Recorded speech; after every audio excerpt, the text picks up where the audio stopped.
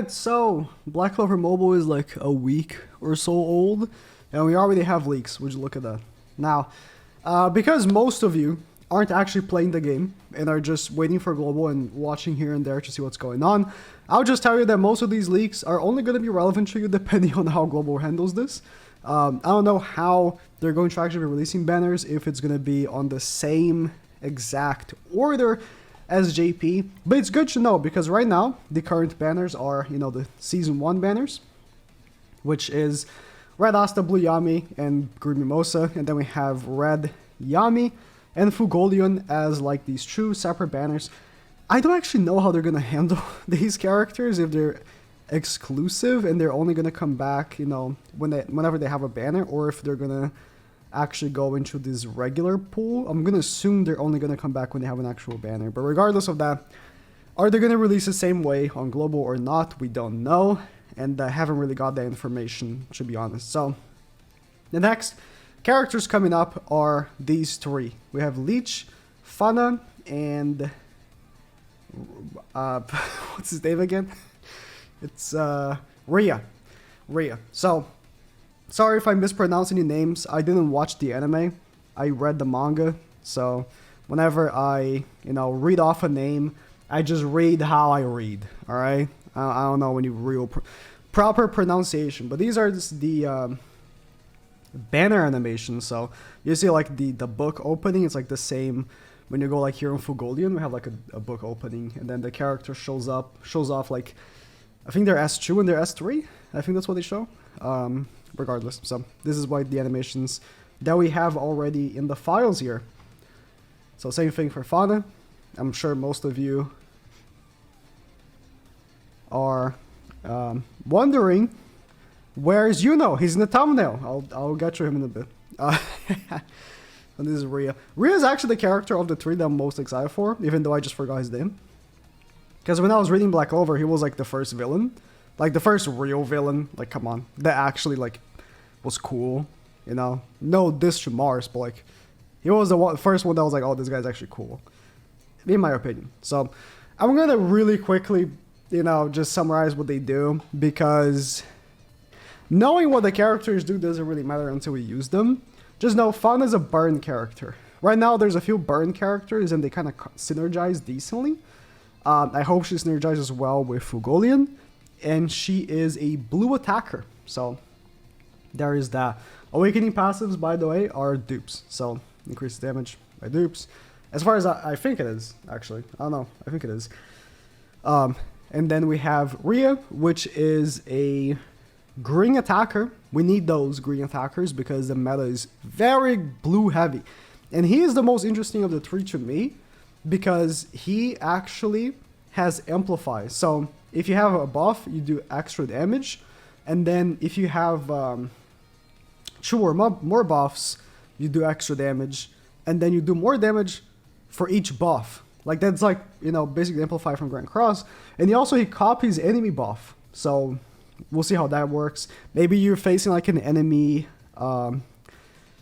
Vengeance, and he gives like a counter buff to someone, and we can steal the counter buff. Might be good, especially because he has an AoE. So, could be very interesting to use this character. I'm pretty excited to actually use him more than the other two, actually. Then we have Leech, which is the main character for, I think, this like batch. I think is like the frontier character. Leech is coming out as the new chapter. So there's a chapter 4 coming out in 3 days, alongside this banner, which makes sense. The characters from the chapter are coming out in the banner. It makes sense. So we will actually be having him in story and in the banner as well. And he is all about giving himself crit rate. I felt like characters in this game lacked like crit rate. Like a lot of the characters want to crit. Like they do so much more damage if they crit. But they don't have any crit rate. And it's really hard. I don't know if it's because I don't have LR gear yet. It's really hard to get crit rate on your characters. Really, really tough. Not only the gears are randomized, but even if you get crit rate as part of your gear, it's not very much.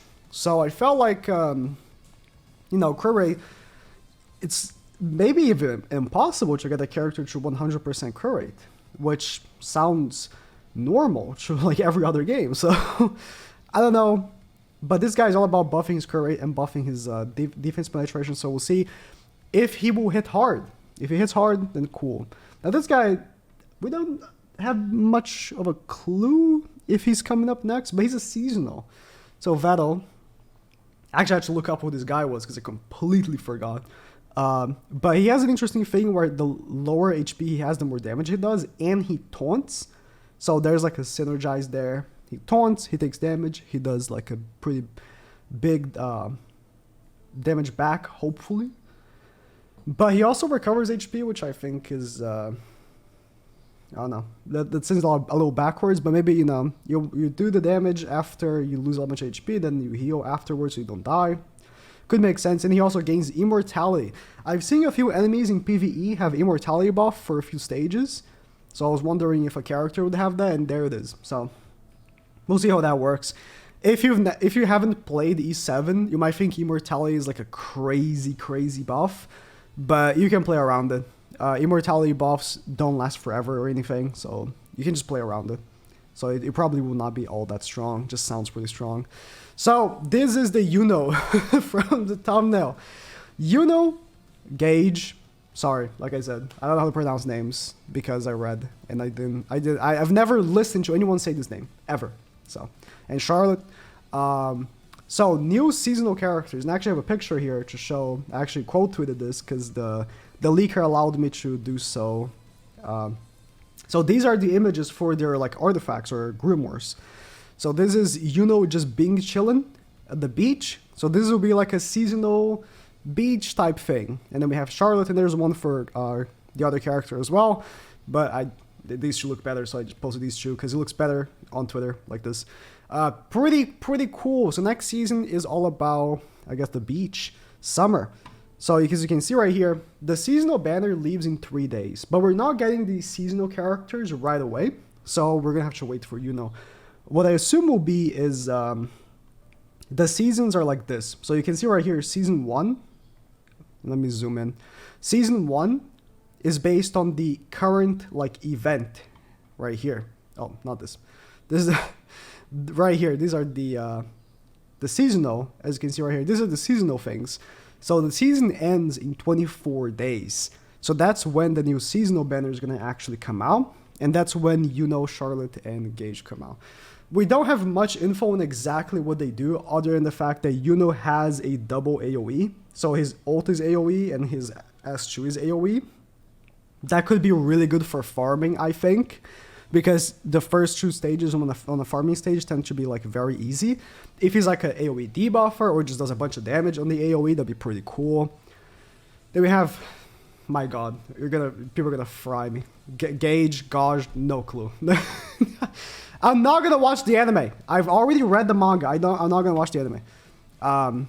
There's not much to see other than the fact that he's actually a buffer. So he buffs all allies, and he also has a buff that's only for one ally, which is weird.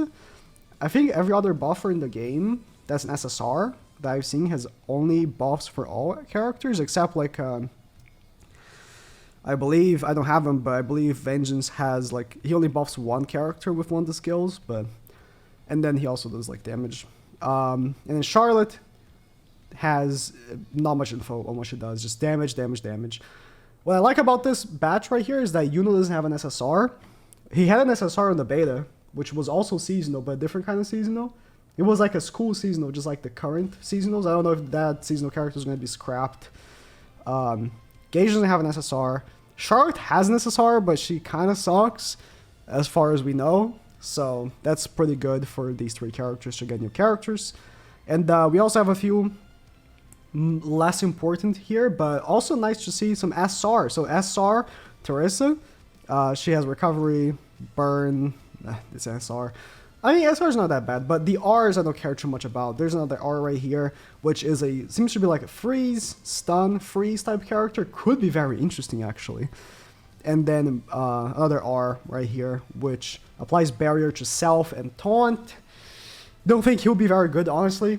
A character that only applies barrier to self and doesn't apply the taunt on the same turn. It sounds a little slow to me, but regardless. These are new characters coming up. Again, if you play global, you're probably like, I don't really care, but it's nice to know what comes up after the first season. First season, the characters are honestly very, very good, and I wouldn't say, oh yeah, skip for season 2, because Asa's phenomenal, Yami's phenomenal, Mimosa's very good. Healer's not very good in the current meta, but you know, she does her best. She has a revive, man. I can't believe she has a revive and she's not considered like the best thing in the game, but it's true. And then Yami is like really hard to say skip because he's so powerful. Fulgolian is like a 50-50. Like if his burns work, then he's pretty good, but if they don't, he sucks. Maybe with more burn characters like the Fauna, he could be even better, but I don't know. That's it. Let me know what you guys think. Are excited for any characters. Personally, YUNO. So, that's it.